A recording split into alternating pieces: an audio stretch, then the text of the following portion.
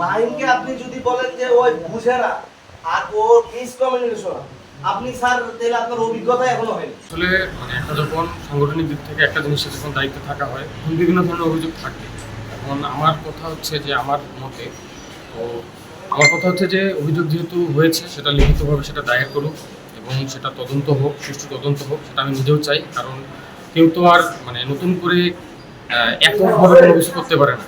আমার এখানে অবশ্যই কিছু ভুল আছে, যেমন আমি সাংগঠনিকভাবে অনেক জিনিস মানে ভুল করে ফেলেছি, যেমন সবার সাথে যোগাযোগ রক্ষা করা, হয়তো এক জায়গায় যোগাযোগ করতে গিয়ে আরেক জায়গায় যোগাযোগ রক্ষা করতে না পারা, এখন যাবতীয় কিছু বিষয়ে আমার কিছু ল্যাকিং ছিল। টানা সপ্তমবারের মতো বেস্ট টিস্যু পেপার ব্র্যান্ড হিসেবে স্বীকৃতি পেয়েছে বসুন্ধরা টিস্যু।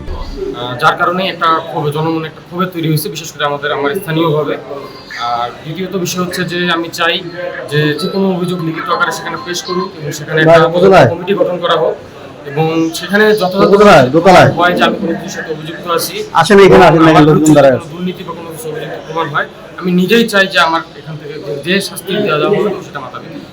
অভিযোগগুলো তারা নিয়ে এসেছে, আমি তাদেরকে বলেছি যে লিখিতভাবে দেওয়ার জন্য আমরা একটা তদন্ত টিম গঠন করে খতিয়ে দেখে ব্যবস্থা নেব। উপজেলার কাছে উপজেলা পরিষদে যে কেউ আসতে পারে, আমরা আইন এবং বিধির মোতাবেক যদি কারো পাশে দাঁড়ানোর সুযোগ থাকে আমরা দাঁড়াই।